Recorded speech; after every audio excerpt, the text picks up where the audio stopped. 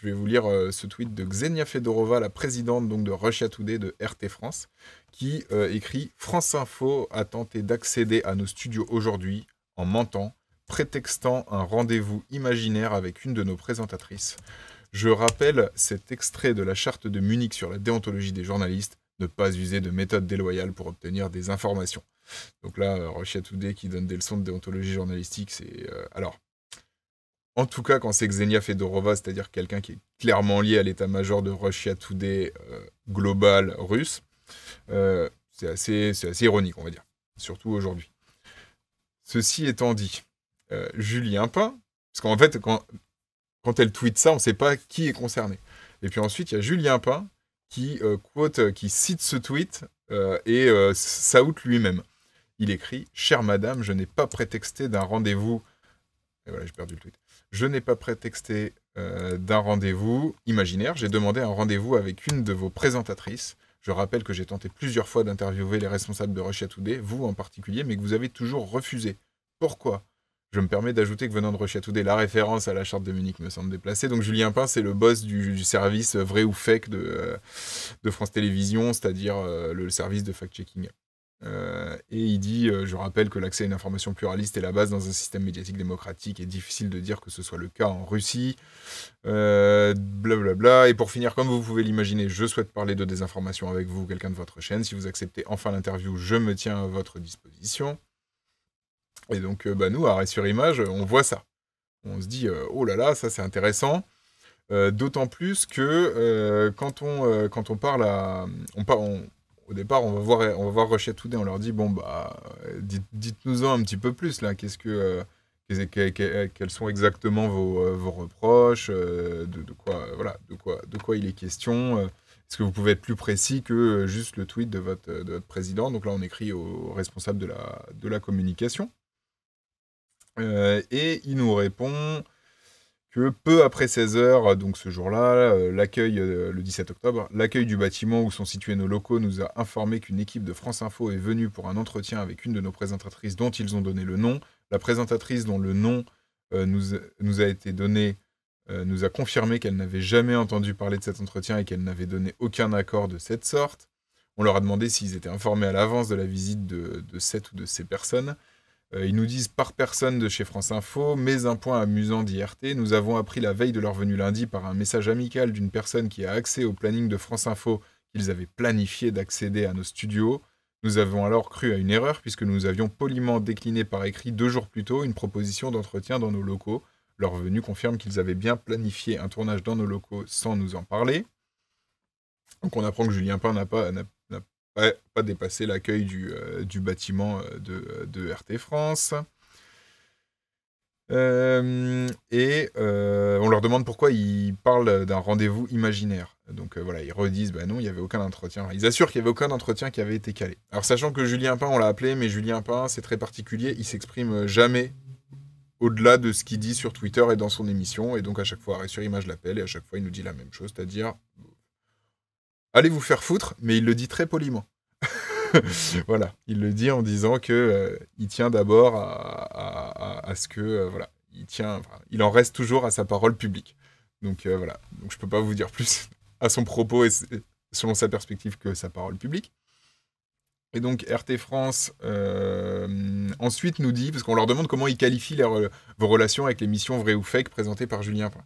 Parce que moi, mon impression, c'est que Vrai ou Fake et Julien Pain, par leur prisme fake news, hein, évidemment, genre désinformation, propagande, etc., qui est un truc qui les intéresse vachement, sont pas mal sur le dos de RT France. Et notamment quand RT France a été fermé, il y avait une position, il y avait la position c'est formidable, c'est de la propagande, il fallait fermer la chaîne.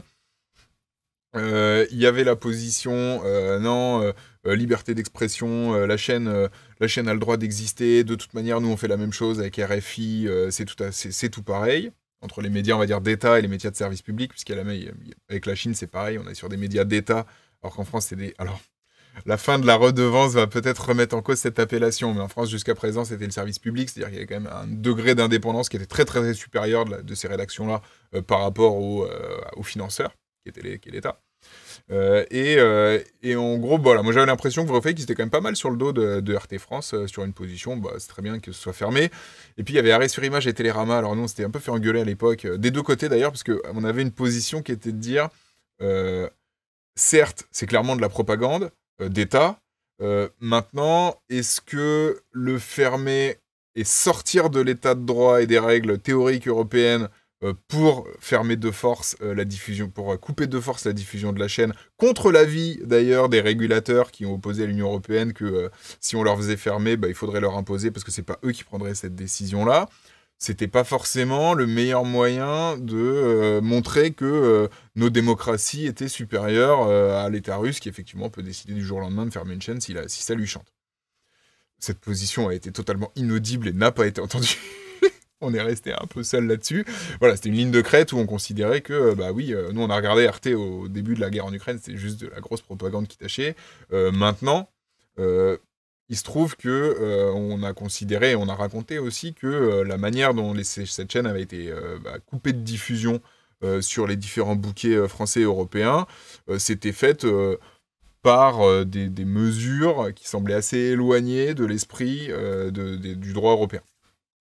Voilà, ça c'était pour la description, et moi j'avais l'impression de loin comme ça que Vrai ou Fake, effectivement, avait une petite obsession avec RT France.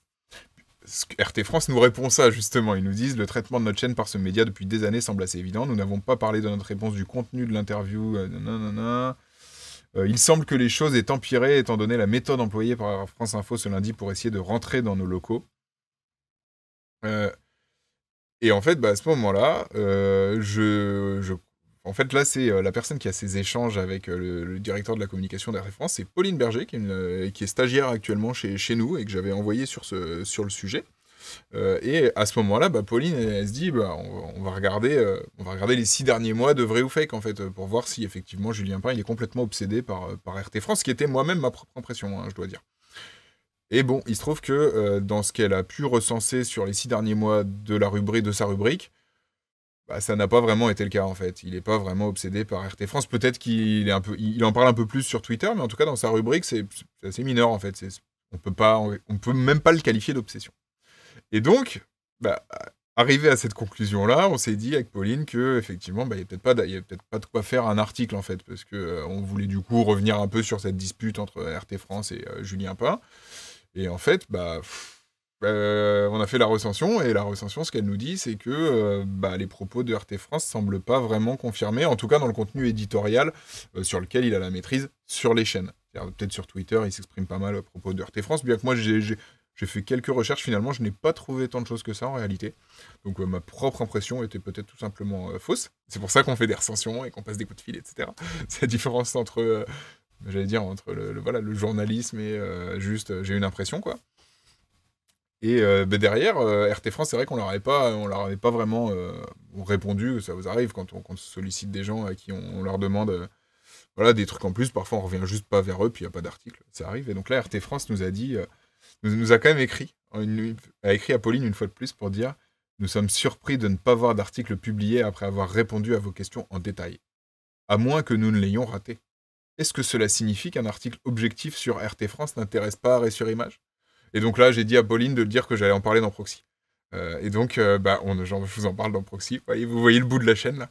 Je pense qu'RT France, s'ils regardent ça, ils vont pas être super contents, parce qu'en fait, si on n'a pas fait d'article, c'est parce qu'en fait, vos affirmations sur l'obsession de Julien Pain envers RT France, on n'a pas tellement pu la corroborer que ça, et donc on n'a pas fait d'article. Mais c'est vrai que le sujet méritait quand même qu'on en touche un petit mot, ne serait-ce que dans Proxy. La semaine dernière, je vous parlais des articles qu'on n'écrivait pas, mais j'aurais pu mettre celui-là dedans. Voilà. On y a passé quasiment 2 jours, hein, quand même. Donc c'est un petit peu de ressources pour nous, mais s'il n'y a rien à dire, il n'y a rien à dire. Hein. Et on n'allait pas faire un article. Nous ne sommes pas psychodéliques, pour faire référence à un célèbre youtubeur. Donc on n'allait pas faire un article sur un drama sans substance. Donc je prends 10 minutes dans Proxy pour vous en toucher un petit mot, mais c'est vraiment le bout du monde de ce que je peux faire sur ce genre de sujet. Comme RT avait l'air de vouloir qu'on en parle, on en parle. Je suis désolé que ce soit en leur... Enfin, je suis désolé. En tout cas, c'est pas trop en leur faveur. Même si c'est eux qui nous ont répondu et que Julien Pain nous a dit non, comme à chaque fois.